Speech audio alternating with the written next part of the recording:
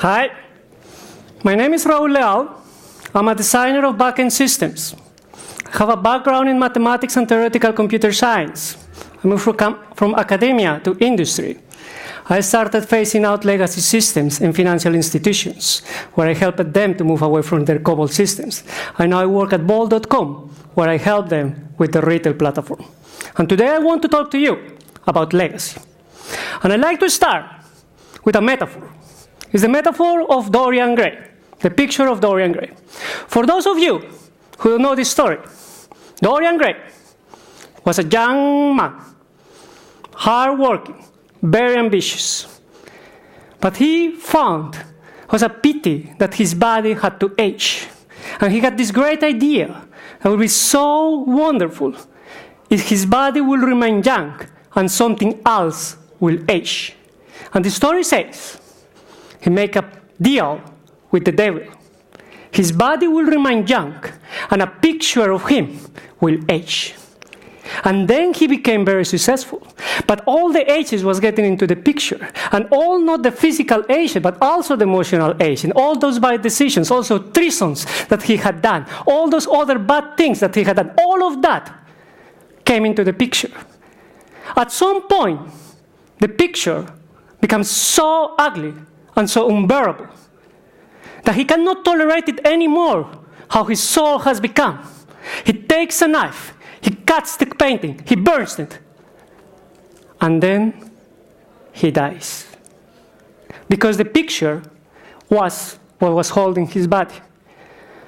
And I believe this is a good metaphor of how organizations handle their legacy. Legacy is something that we should take care. Innovation is important, but unless you handle your legacy, it will come back to haunt you. Our Bolcom has actually got where we are right now because of our legacy systems. And the point is, what is legacy? What is the key point of legacy? We cannot do as Dorian Gray. If we kill the picture, we kill the legacy, the organization might die. We don't want that. But what is legacy? Legacy is essentially, I define it, as an outdated method, process, technology, application, or system still in use, which is crucial for the organization, yet it is difficult or impossible to maintain, support, or improve. This means, in particular, that legacy is not about age. Legacy is not about how old your system is. It's about the context, how difficult it is for you and your organization to maintain, support, and improve the system. If you're a small organization and you have one technical person, and that technical person leaves, you have legacy, and very bad legacy. But why do we get legacy? Essentially, the context changes. There is main reason, natural growth. The business changes. We were selling books, and now we are selling everything. There are external reasons. You bought some products, and the vendor is no longer available. And the main reason, from my experience, where I have seen that we get legacy is because of people.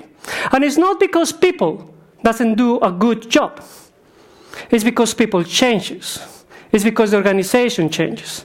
A young developer that comes into the organization will work in the system, and after some time, he or she will become an architect, a manager, and will stop working in the system. The knowledge leaves the organization. The people who has built our legacy system are great developers, and they have done a great job. But things change, and we have to move on. For those of you who know, let me tell you about a bit the Bol.com history. Bol.com is a web shop. We sell everything. And we started with a very simple monolithic architecture. You sell things, so you have content, that's the things that you sell, and you have logistics, that's how you deliver them. And you put them together in some data, some database, some data hub, and then you start supporting them. How difficult can that be? It's simple, eh? I order something and I just deliver it to you. Well, in our case, we're a young company, 20 years. We started selling books, and we essentially sell now everything. And more important, we have been changing from being a single retailer, from being a platform. Bol.com is a platform where everyone can search. That's a complete different change of context for us. Also, we have been growing in people. We started having systems where there was a team of 3, 4 persons working with one system, where we moved to 5, 6 teams working in one system. That's a growth from 3 to 100 persons working in one system. It changes. It changes a lot. And that's what we call the accelerated legacy system. In the context of e-commerce, we change so fast. We don't have time to get things. If you are working with pensions or some other things, those processes change slower than the e-commerce. Every time we keep getting legacy. Phasing out legacy. A first idea that you will come to your mind is, we have this monolith. I'm going to describe it, because that's what we do. We essentially get the system, and then we say how the system is working, we see what is not nice, then we change it. That doesn't work. That doesn't work for essentially 3 reasons. 1, if you have legacy, probably it means that you have lost knowledge in your organization. Probably it means it's not very easy to describe it. There are dark sides in your code that nobody wants to look at anymore. Second, it could actually be that, what was the second reason?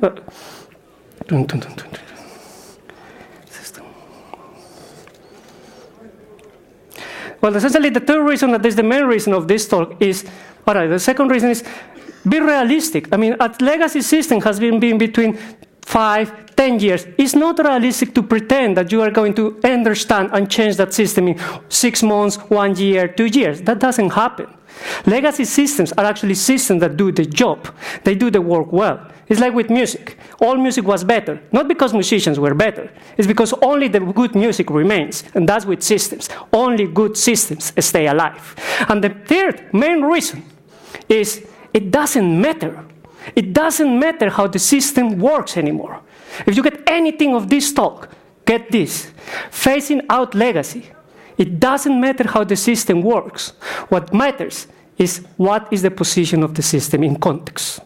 I will elaborate on that. Let me tell you about this process, about this concept of the system in context. Let's assume you have a monolith that has been used for ages in the organization. And it has some interfaces. Let's assume this is for delivery dates. So essentially you want to know when are you going to get your product. That's information that you might want to know in the web shop, for logistic systems, for search, for customer service, and not something that you will know in the API. And then you start thinking, what do I want from there? And here is when phasing legacy becomes a conceptual architectural problem and not just a technical problem. The question is, what is your conceptual interface? What is what you want to get from that system?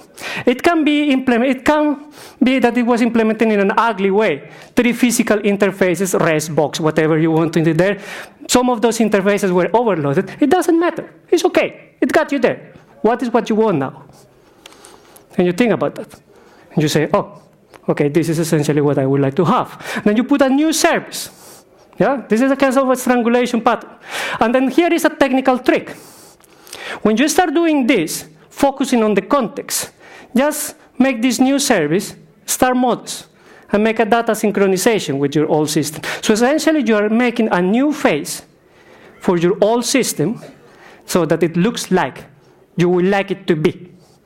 As you know, it's these old things that if I would have done that then, that will have been great. Then this is your chance.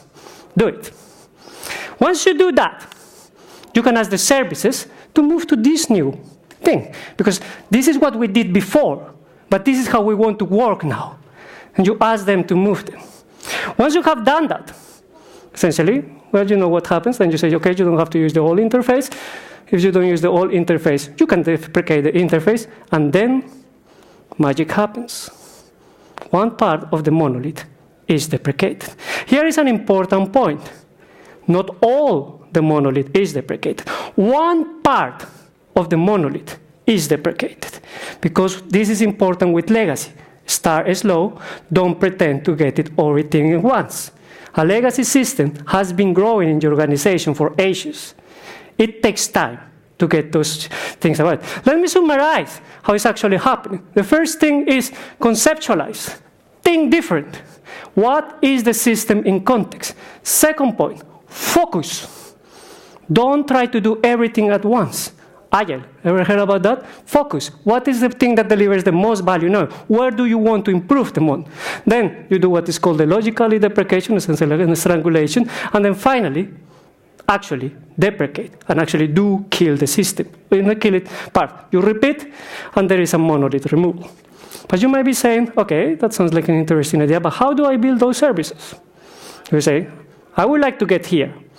I don't have a monolith anymore, and I have this wonderful service architecture there. How do I get there? The main point here is don't aim for ideal services from the beginning. Start small. Start thinking, what is what I want to get? Think interface. Think different. Let me give you an example. We have a service in our landscape that is the product service. What does the product service do? We are a platform. Essentially, you want to sell something for Bolcom, and I say, I want to sell this at Bol.com. Then you talk to this service, and this service gets the thing into the web shop. Simple. Yeah? That we thought. Then we started with a simple thing. So you ingest, you take the data that you're getting via APIs, you process, and then you elaborate. And then you get something like Oracle GMS, because at that time we were Oracle fans. But in days like Black Friday, we make so many calls and we make so many different changes in our thing. Stock is crazy. Black Friday, you can see something and 1 minute later it's out of stock. So we realized that this is not enough for us. We actually had to change this. And then we started to resurfacing this, putting some extra thing of publication on performance. And here is also an interesting point. On each part of the process, we let the teams decide what is the best way to handle the problem. For example, when you are ingesting, you want to be kind of slow. When you are processing, you also want to have some batch. But when you are performing, when you are delivering calls to the web shop, you really want to go fast. We realized that for us, different things like Mongo and Oracle and Postgres work better in different parts of the system. And one of the points here is we don't try to get the enterprise architecture. We are going to do everything, and everything is going to be said. We let the teams think about that. We give them authority, like in the talk that we were talking in the keynote of the talks. Prototype, move it, try to get the things working, and then start moving. Don't expect to get the service, this small service, right in the first time. Build it up.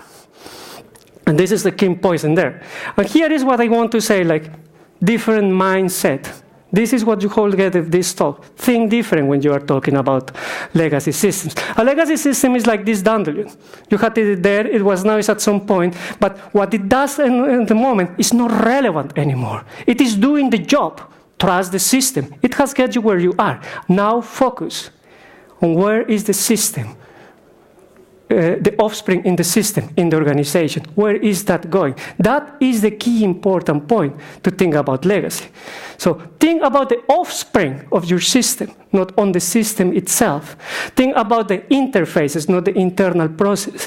Think about how you are using that system instead of how it's actually specified. Think about observing. What do I want to get? Where do I want to get? Instead of describing how I actually have to get there. And this is the key point of phasing out legacy. Think different. Takes away some legacy because I am almost done.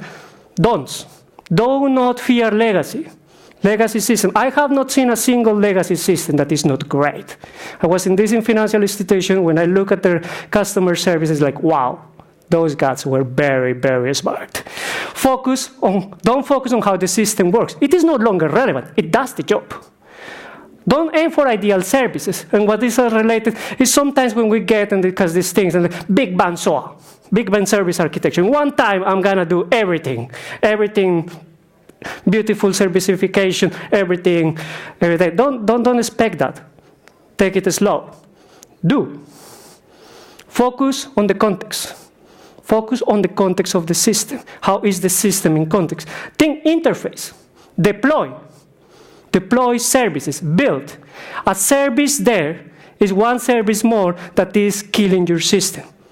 Deploy. and move on. And maybe killing a small system is much more easier than killing a dwell. Build your systems, essentially, that can be killed later. And essentially, trust your teams. Give them physical freedom. They do know. I don't have to say this here, perhaps. Developers know better what is the right thing to do. Because remember, innovation is important, but unless you handle your legacy, it will come back to haunt you. Thank you.